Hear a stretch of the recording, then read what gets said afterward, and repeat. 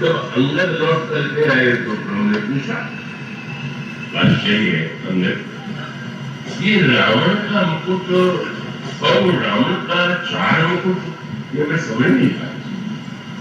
मुकुट भेज दिया, 4 मुकुट भेज दिया, तो अंगद ने व्याख्या किया। अंगद ने कहा, महाराज ये मुकुट नहीं, मानो मुक्ति के बाद जब ये 10 गिरे तो मैं देखना चाहता था कि प्रत्येक व्यक्ति में गुण और अवगुण दोनों होता है। तो रावण इतना सफल है तो उसमें गुण भी होगा और अवगुण भी होगा, तो बंटवारा हो गया। क्या 6 मुकुट जो रावण के पास चले गए वो 6 प्रकार के विकार है, काम, क्रोध, लोभ, मद, मोह, मत्सर। और ये जो 4 जो इधर चले आए ये राजनीति के 4 अंग है। मुकुट न हो ही रूप गुणचारी, साम दाम और दंड विभेदा, नृपौर बसई नाथ का वेला, नीति धर्म के चरण सुहाए, असुद्य जान नाथ पहिराए, गुण आए सुरंग घोषणा। प्रभु रावण का परित्याग करके ये राजनीति के 4 जो अंग है आपके चरणों में आ गए। तो अब उस दृष्टि से विचार करके देखें तो राजनीति का ये जो 4 पक्ष है, परशुराम जी महाराज बड़े महान है, पर उन्होंने 4 में से केवल एक ही को सबसे अधिक महत्व दे दिया। और उनकी मान्यता थी कि बस केवल समाज में जो भी व्यवस्था होगी, अच्छाई होगी, स्वस्थता आएगी, वो तो दंड से ही आएगी। अब ये दंड के प्रति इतना जो आग्रह है, उसका परिणाम हुआ कि अब वो आतंक उनको देख करके लोगों के मन में आता है, वर्षा देख करके लोग आतंकित होते हैं, भयभीत होते हैं। और सचमुच जब श्री राम ने धनुष तोड़ा तो भी कोई राजा प्रभावित नहीं हुआ। और परशुराम जी महाराज तो आके खड़े हो गए, उठने में और अधिक प्रभावशाली, जिसको देख के सब कांपने लगे कि जिसको देख करके कोई कांपता हुआ नहीं दिखाई पड़ा। और उसका अर्थ क्या है कि भगवान श्री राम का जो उद्देश्य है वो शस्त्र उन्होंने उठाया, क्योंकि न्याय की व्यवस्था में, नीति में दंड भी एक पक्ष है। लेकिन आगे चल करके गोस्वामी जी ने कहा कि जब भगवान राम का राज्य हुआ तो उनका राजनीति के 4 शब्दों में से 2 शब्द लोग भूल जाते, लेकिन लोगों को याद बनी रही। क्या? एक तो राम राज्य में दंड का इतना अभाव हो गया कि शायद लोग दंड शब्द ही भूल जाए, किंतु दंडी सन्यासियों के हाथ में दंड देखते लोगों को याद आता था कि हाँ दंड भी शब्द। और इसी प्रकार से राजनीति में एक नीति है, भेद नीति। तो उन्होंने कहा कि भेद नीति जो है राम राज्य में इतनी समाप्त हो गई कि समाप्त हो जाने के बाद भेद शब्द की का जो स्मरण करते थे लोग, जब संगीत सुनते थे तो राग रागनी का भेद सुन करते थे। वो सब दंड जितने तरह भेद जन नर्तक नृत्य समाज और गीत ही मन ही सुनिए अस रामचंद्र के राज। भगवान श्री राम के चरित्र में न तो दंड और न तो भेद राम राज्य में नहीं रहा, तो कहा जा सकता है जब राजीव की 4 चरण थे तो 2 नहीं रह गए, तो अब तो कमी हो गई। नहीं, भगवान का संकेत था कि 4 चरण तो पशु के होते, और जब तक राजनीति में समाज में पशुता है तब तक 4 चरण की आवश्यकता है।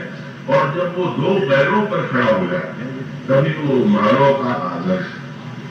दंड की आवश्यकता न रह जाए, भेद की आवश्यकता न रह जाए।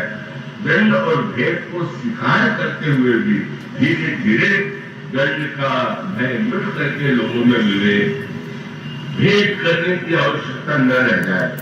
मानो भगवान श्री राघवेंद्र ने राजनीति को सही अर्थों में जो होना चाहिए, जो उसका तात्पर्य है, उसे सिखाया। परशुराम जी महाराज का जो दंड के प्रति से आग्रह है वो कह देते हैं कि कृपा नहीं केवल न्याय। करुणा केवल दंड, और वे मान के चलते हैं कि दंड केवल उसी को नहीं मिलना चाहिए जो अपराधी हो, दंड उसे भी मिलना चाहिए जो अपराध को देख करके उसके विरुद्ध न बोले। तो दंड का एक कठोरतम है, किंतु क्या उसके द्वारा समाज बदल गया? क्या बुराई पूरी तरह मिट गई? लोग भयभीत हो गए। ये ठीक है कि लोग प्रणाम कर रहे हैं, तो प्रणाम कर देना और बात है, और उसके बाद वो बात स्थिति नहीं आई। तो दोनों के संवाद को कितने एक तार्किक रूप में गोस्वामी ने प्रस्तुत किया, और उसमें नीति कितनी, प्रीति कैसी, और स्वार्थ और परमार्थ क्या है। आप देखेंगे लक्ष्मण जी ने कितनी बड़ी नीतिज्ञता का प्रयोग किया। लक्ष्मण जी ने जिस तरह से परशुराम जी से बातें कही, तो अनेक बार ऐसा लगता है कि जैसे मर्यादा गुलाम करके और वो भाषा में नहीं बोले। और लक्ष्मण जी की भाषा की आलोचना जनक प्रवासियों ने भी किया कि अंत कई सब लोग पुकारे, नहीं लक्ष्मण अंत बोल रहे। भगवान राम ने भी नेत्र करके लक्ष्मण को देखा, किंतु इतना होते हुए भी लक्ष्मण का उद्देश्य क्या था, लक्ष्मण क्या चाहते थे, और लक्ष्मण जी ने कितनी नीतिमत्ता का परिचय दिया। आप जब इस पर दृष्टि डालेंगे तो लगेगा कि लक्ष्मण जी केवल आप आवेश में नहीं बोल रहे, उनके सामने एक आवश्यकता है, और आवश्यकता क्या थी? कल लोग प्रश्न चल रहा है, भगवान राम के धनुष तोड़ के ही बुरे राजा लड़ने को तैयार, क्योंकि श्री राम के मुख पर न तो कोई विजय का चिन्ह दिखाई दे रहा, न उत्साह दिखाई दे रहा, न तोड़ते किसी ने नहीं देखा, तो ले छुड़ाओ। अब वो लक्ष्मण जी के सामने यही समस्या है।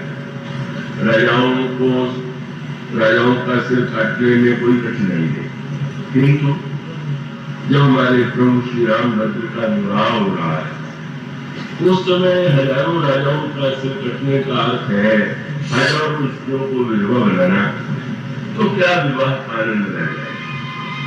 ये चिंता कर ही रहे थे कि उसी समय परशुराम जी महाराज का आगमन, और जब देखा लक्ष्मण जी ने कि इनको देखते ही सब योजनाएं ध्वस्त है, और पितु समेत कहीं कहीं निज नामा लगे करण सब दंड प्रणामा, तो उन्होंने योजना बना लिया।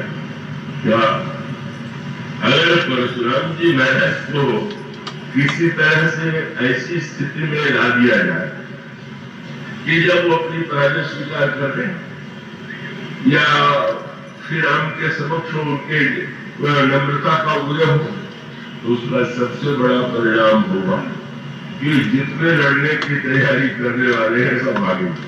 और हुआ भी है, जब परशुराम जी धनुष लेकर के गए तो राजाओं ने क्या किया, बोले अपभय कुटिल महील को डराने जहतः कायर गवही पानी।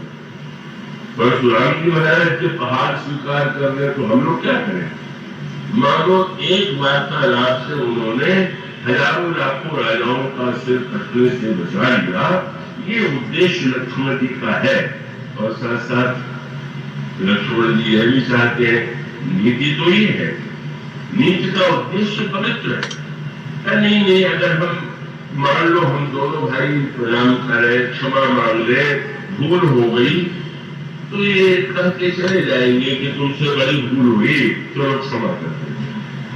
और जब चले जाएंगे क्षमा के बाद, तो राजा सोचेंगे कि जैसे हम डरते हैं परशुराम जी से, ये दोनों भी डरते हैं, जैसे हम लोग क्षमा मांगते हैं वैसे ये मांगते हैं, और लड़ गए। इसलिए नीति की, और वो नीति का जो प्रत्यक्ष पक्ष था बड़ा अद्भुत था। इसलिए परशुराम जी महाराज कई विचार दोनों भाइयों के विषय में बदलते हैं।